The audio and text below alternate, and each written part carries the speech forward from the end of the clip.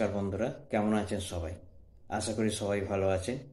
আজ আমি নিয়ে যাব আপনাদেরকে পূর্ব বর্ধমানের ক্ষেত্রপুর পলাশীতে এক প্রাচীন আদ্যামায় মন্দিরে, যেখানে এক সিদ্ধ সাধক নিজের একান্ত প্রচেষ্টায় মন্দির নির্মাণ করে আদ্যামাকে প্রতিষ্ঠা করেছিলেন এবং আজীবন তার ঐকান্তিক প্রচেষ্টায় জনসভায় নিজেকে নিয়োজিত করেছেন।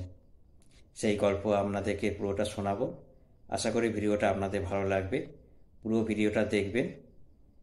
দেখতে থাকুন গৌতম নেগি ব্লগস।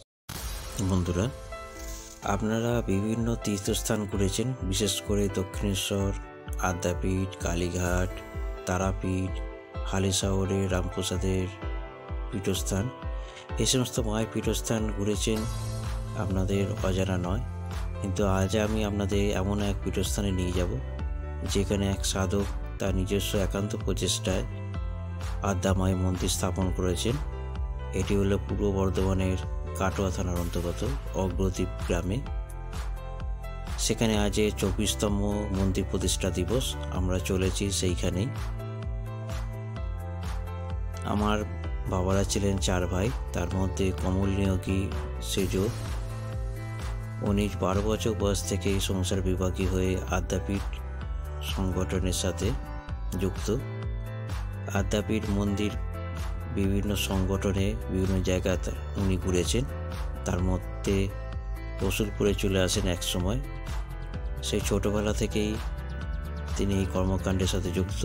এক সময় অগ্রদ্বীপ স্থানে প্রখ্যাত গ্রামে নিজের একান্ত প্রচেষ্টায় মন্দির প্রতিষ্ঠা করেন। এখন আমরা চলেছি সেই অনুষ্ঠানে।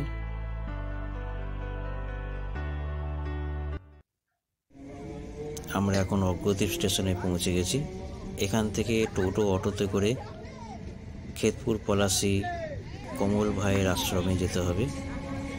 আপনারা হাওড়া অথবা ব্যান্ডেল থেকে কাটোয়া লোকালে অগ্রদ্বীপ স্টেশনে নামবেন। সেখান থেকে টোটো বা অটোতে কমল ভাইয়ের আশ্রমে নাম বললেই আপনাদেরকে নামিয়ে দেবে। আমি এখন এসে গেছি নবনির্মিত মন্দিরের তোরণের সামনে। আজ 24তম মন্দির প্রতিষ্ঠা দিবস, তারই আয়োজন চলছে। এখান থেকে আমরা মন্দিরের ভেতরে প্রবেশ করব।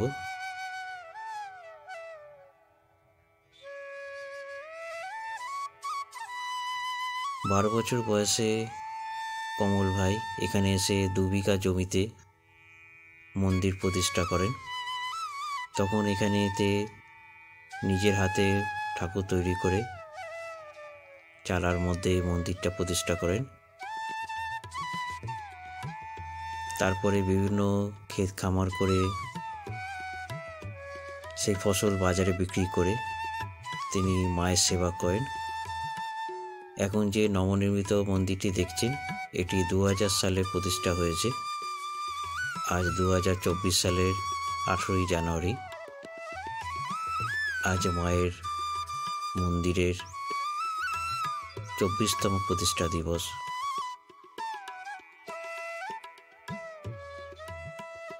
এই বাগানটি পরবর্তীকালে তাঁরই ভ্রাতুষ্পুত্র বিপ্লব নিয়োগী তিনি এখানকার দেখাশোনা করেন। মন্দিরটি তিনি সাজিয়ে গুছিয়ে তুলেছেন। পুরো আদ্যাপীঠ মন্দিরের অনুকরণে মন্দিরটি তৈরি। আজ সকাল থেকেই আকাশ মেঘলা। মন্দিরের গঠনশৈলী পুরোটাই আদ্যাপীঠ মন্দিরের অনুকরণে।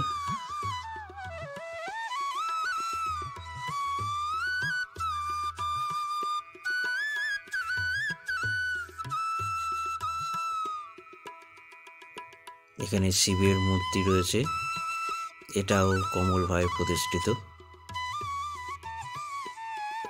বিভিন্ন তীর্থস্থান ঘুরে বিভিন্ন ছোট ছোট শিব তিনি এখানে সংগ্রহ করে রেখেছেন। নিত্য পুজো এখানে করতেন। ইনি হচ্ছেন আমাদের কমল ভাই। তার নিরলস প্রচেষ্টায় এই আশ্রমটি শান্তি আশ্রমের প্রতিষ্ঠা লাভ করেছে। তাকে সশ্রদ্ধ প্রণাম জানাই। ইনি 2021 সালের 10ই ডিসেম্বর তার পার্থিব দেহ ত্যাগ করেছেন। এখানে রয়েছেন রামকৃষ্ণ, আদ্যা মা, শ্রীকৃষ্ণ। এটি পরবর্তীকালে তৈরি করা হয়েছে। এই মন্দিরেই তিনি নিত্য পুজো করতেন।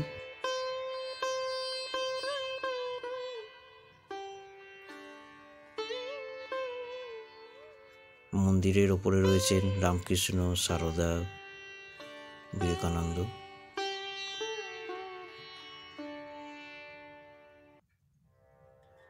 এখানে এখন 3000 ভক্তজনের জন্য ভোগ রান্না চলছে। সম্পূর্ণ কাঠের উনুনে প্রায় 3 টনের কড়াইতে ভোগ রান্না চলছে। মায়ের দীপ্রাহরিক ভোগ নিবেদনের পর 3000 ভক্তজনের মধ্যে এই ভোগ বিতরণ করা হবে। তারই প্রস্তুতি চলছে সম্পূর্ণ কাঠের উনুনে।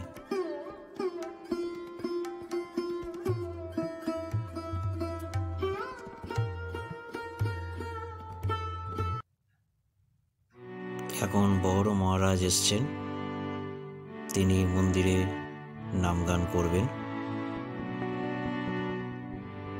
তাকে বরণ করে নেওয়া হলো।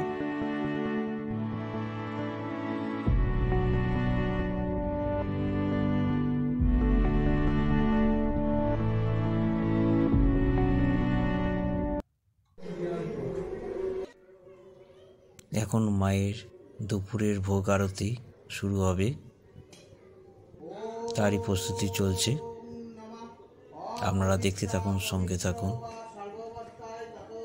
ভালো লাগবে।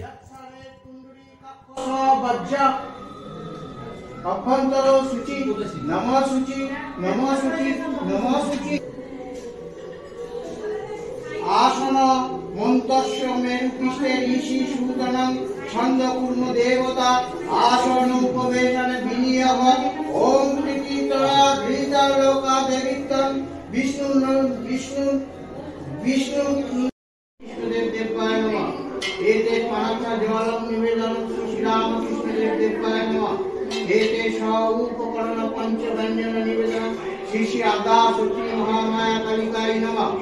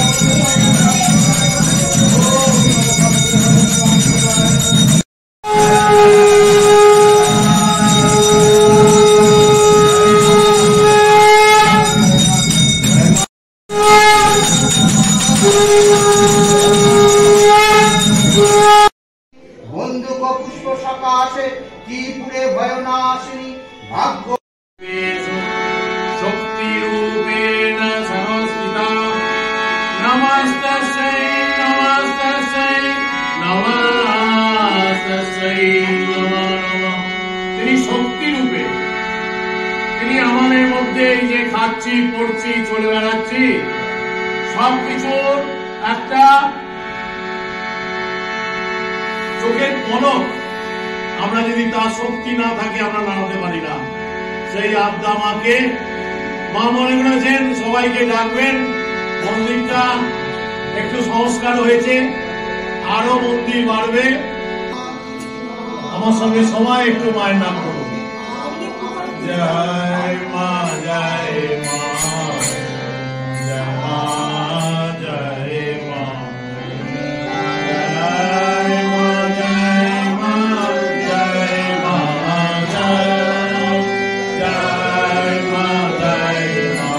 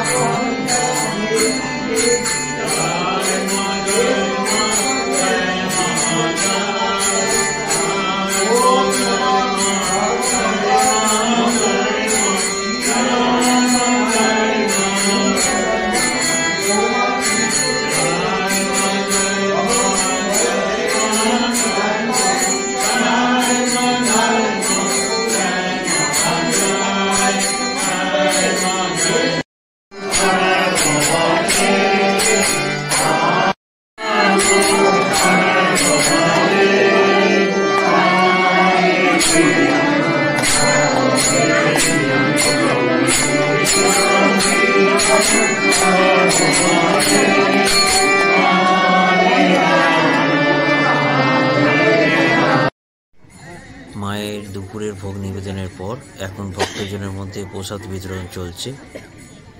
প্রায় 500 জন ভক্ত একসাথে মায়ের প্রসাদ গ্রহণ করছেন। দূর দূরান্ত থেকে বহু ভক্ত এসেছেন মায়ের এই প্রসাদ গ্রহণ করতে। প্রায় 3000 ভক্তজনের মধ্যেই প্রসাদ বিতরণ করা হবে। আশা করি ভিডিওটা আপনাদের ভালো লেগেছে। ভালো লাগলে লাইক কমেন্টস করে আমাকে জানাবেন, আর ভালো লাগলে আমার চ্যানেলটিকে সাবস্ক্রাইব করতে ভুলবেন না। দেখা হচ্ছে এর পরবর্তী ভিডিওতে।